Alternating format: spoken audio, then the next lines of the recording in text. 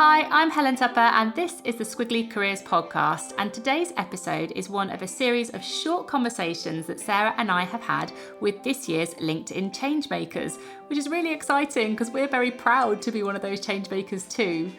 And each of the people that we are speaking to is pioneering change in the world of work, and they're making a really important difference in areas including equality, mental health and sustainability. We're really looking forward to learning more about how they've made change happen, their hopes for the future, and how we can all get involved to support them too. So today you're going to hear my conversation with Andrew Macaskill.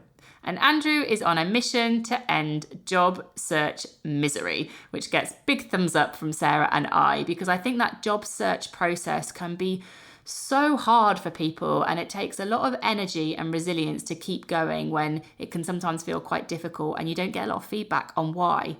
And Andrew himself actually went through an unexpected redundancy, and now he spends his time helping job seekers navigate the ever-changing job market to overcome setbacks and also give people the confidence they need in those really big moments in their careers.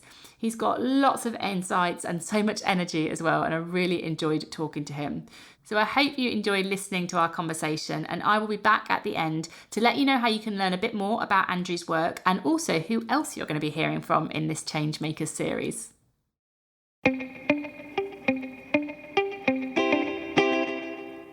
Hi Andrew, and welcome to the Squiggly Careers podcast. No, thank you very much for having me. It's great to be here, Helen. And we're recording this on the day the campaign has gone live. How are you feeling? It's quite early in the morning. It's not been out in the world for very long. No, I'm feeling really excited. We both posted this morning, didn't we? And the initial reaction's been very, very positive. It's so nice. So the phone's been pinging. Sounds like there's a lot of support for what we're trying to achieve. So, yeah, great start, I think. So let's start there then. What are you trying to achieve? What is the change that you want to make in the world? Sure. So our mission and the change we want to make in the world is to end job search misery. That's kind of our North Star. That's the thing that guides us every day in terms of what we're doing. And where did that become your mission? What was the spark that got you started? Yeah, so the origin story of all this was I was running an executive recruitment firm. We were kind of medium-sized, sort of 85 people, 5 countries, so had lots of different leaders and candidates coming through the place. And we just noticed that job searching had changed more in the last 5 years than probably the previous 25. And people were struggling with things like social media and personal branding and new interview techniques and outgrowing their network in general. So we were finding that people were really struggling whilst they were on the market. And at that point, we commissioned a bit of research internally because we started to spot some trends. And the research that we did was we got every single shortlist that we put forward to a client.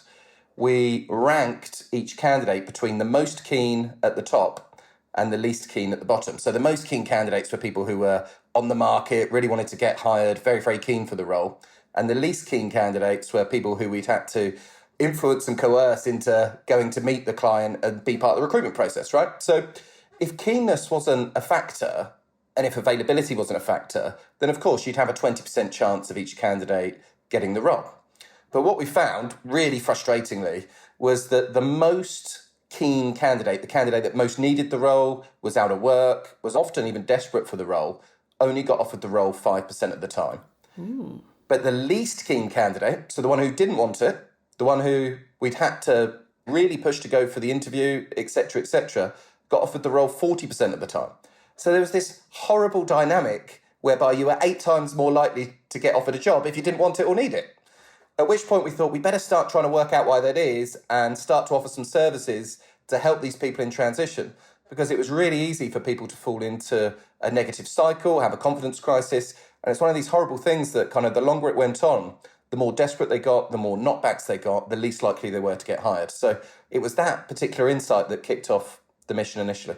Oh my gosh, I so want to delve into. So is it about people playing hard to get? And I want to dive into the solution, and I'm trying to start. I really want to focus on how you make all this change happen. I'm very intrigued about the outcomes of that. Give us a little bit of insight into how you go about making that change so that it's not those people that are disengaged who are ultimately more successful in the recruitment. Yeah, totally. So it's funny that you use the dating analogy, right, in terms of the hard to get, because there's definitely an element of that. So I was both frustrated and flabbergasted by this, right? And I sat in on a lot of interview panels. And once I started doing that, it became abundantly clear why this was. So people who were going into interviews without any emotional attachment to the result of the interview were more honest, were more authentic. They treated the interview as a two-way process. So the communication was very adult to adult. They were asking really challenging and incisive questions. And they just built trust. That's what it was. They were building trust through not being over pushy or not having such an emotional attachment. So a lot of the work that we do, obviously we help people attract in opportunities with personal branding and LinkedIn and CVs and all of that good stuff. But a lot of the work we do is actually mindset related in terms of how to enter into an interview conversation in a way that attracts an offer and really gets you out your own way. Oh, this is fascinating. It was making me think about interviews I've been in where I might have been, when you're too keen, you're too nice. Really interesting. Okay. Lots of tips there for people with interviews. But when you mentioned mindset there, changing mindset is hard. That's going to take a lot of effort and energy from you and, an individual level, one person's mindsets to an industry's level, multiple people's mindsets, maybe millions of people's mindsets. What keeps you going? Because change isn't always easy and you're taking on quite a big challenge. Oh, what keeps me going is really easy, Helen. I'm completely spoiled every single day and week with people sending me messages saying, that little tip that you gave me before the interview, I've just got the offer. I had a text message at 10 o'clock last night, one of my ongoing clients who's just landed a role at eBay, dream role I have absolutely no issue with keeping going on the mission because I'm completely spoiled with recognition.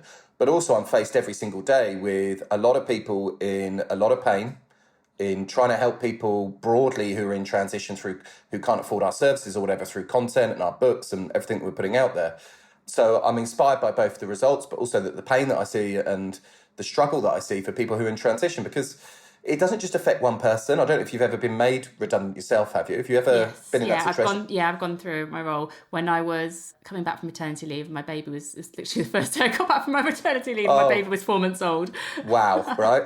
Charming. So there you go. So needless to say, without deep diving into that, you would have suffered almost like a grieving process, right? It's a huge change. You get angry. You can start to obsess about your previous employer. Quite often there's some kind of fighting and legals and contractuals involved. All of that stuff is super, super stressful.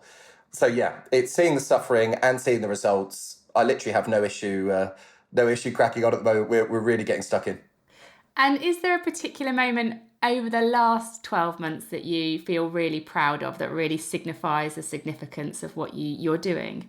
Yeah, so the moment I feel most proud of is every Thursday at 12:15 on LinkedIn, we've had 65 episodes now, where every Thursday we go on and we do what we call our Job Search Hacks Live. And so this is for an international audience of job seekers, and they come on and they ask us questions about CVs or LinkedIn or interviewing or working with headhunters or whatever it might be. And we just give them as much value as we can.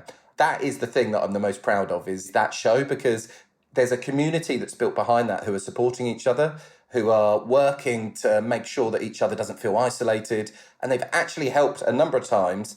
That community's joined up in a way that's actually delivered people into roles, which is just amazing. So that community that we've built over and above anything in terms of what we've done with the business and everything else, that's been what I'm most proud of. It's been great to watch. Also, just reflecting on the change that we're making in Amazing If and sometimes what's worked, I can see some parallels in what you've just said there, like a combination of creativity, community, and consistency, i.e. you have an idea, that's the kind of creativity, you pull a community around it who are kind of inspired by that idea, kind of job search hacks, and then you're just consistent. Somebody asked me the other day, like, how have you built such a big community? And I'm like, I just keep doing the same things every week and people just keep coming. It's not, that part of it isn't rocket science, really. No, well, I like your 3Cs model there. I think that's absolutely on the money. And yeah, we got very fortunate with the timing as well, because when we set up the business and left the executive recruitment world and went all in on this particular vision, it was December 2019. It was record low unemployment. We were thinking, oh yeah, maybe we'll pick up a few clients and this will all be good. And of course, 3 or 4 months later, suddenly the whole world changes. Our followership, just through the fact that we were in the right place at the right time, went through the roof. And all of a sudden we were given this platform that we're now trying to make sure that we pay it forward and that we help as many people as possible. It's brilliant. It's really inspiring. Has anything surprised you as you've gone about this change that maybe, I don't know, challenged some of your assumptions or you went over and above your expectations? I guess a learning that has surprised you along the way? A learning that surprised me, well, there's been heaps, right? But one that really sticks out is the bias that exists in the recruitment market. So when I was on the other side of the fence, I downplayed both conscious and unconscious bias. I didn't believe it was a huge factor in how the decisions were being made. But having now reverse engineered it and sat working with the job seekers, with the candidates, I see an incredible amount of bias out there that we need to work on. And I find that really, really disappointing. I mean, not all of it is voluntary, but I think there's a lot more education required in that space to remove some of the bias that are involved in the processes.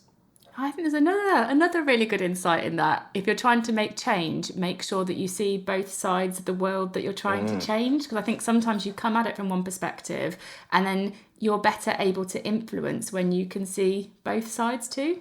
Well, I think as part of a squiggly career strategy, that makes sense. I think if you're a buyer, the best thing you could do would be to do a couple of years in sales. Before you then went back to being a buyer, it would make you a better buyer to do that for exactly that same reason. And when people are asking us for career advice, we're kind of talking to them about that. You're absolutely right. Reverse engineering from the other side of the fence is so insightful. It's incredible.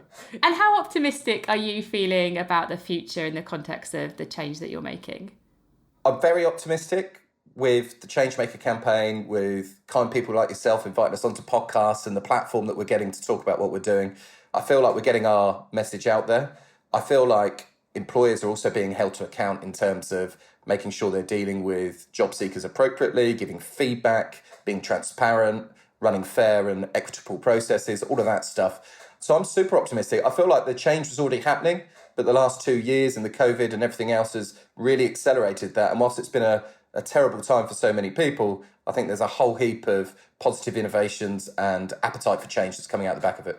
Oh, I feel excited about it talking to you. Good. Our listeners are a very active and supportive group. If there was one thing that they could do to support you in the change you're making, what would it be?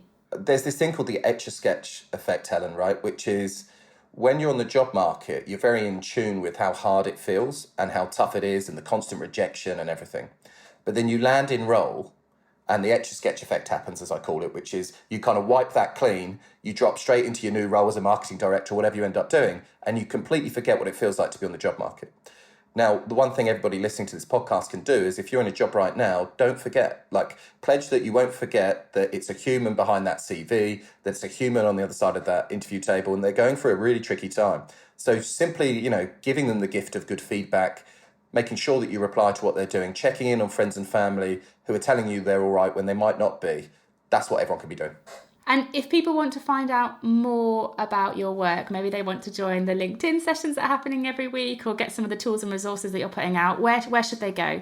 No, thank you. So Andrew Macaskill, so it's Macaskill. Obviously LinkedIn being our main channel at the moment.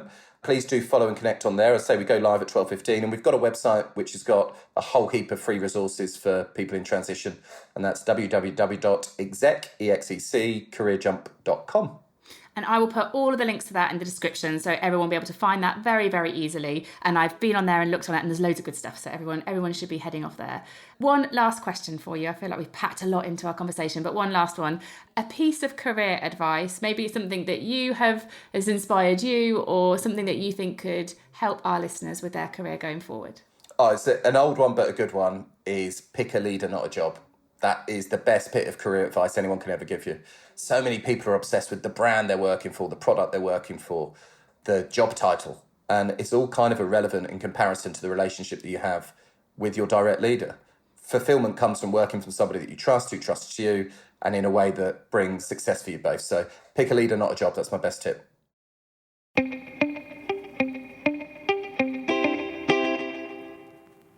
Thank you so much for listening to today's special episode of the Squiggly Careers Changemakers podcast. And if you would like to learn more about Andrew's work, you can find all of the links in our show notes to his website and also his LinkedIn profile, where you can join some of those sessions that he mentioned that he does on LinkedIn Live.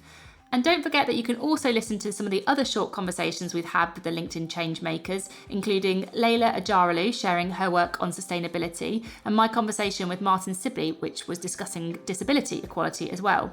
So hope you find those useful. Do let us know if you've got any feedback. We love to hear how you've been inspired by these conversations as well. You can just email us. We're Helen and Sarah at squigglycareers.com. And we will both be back again with you very soon. So bye for now.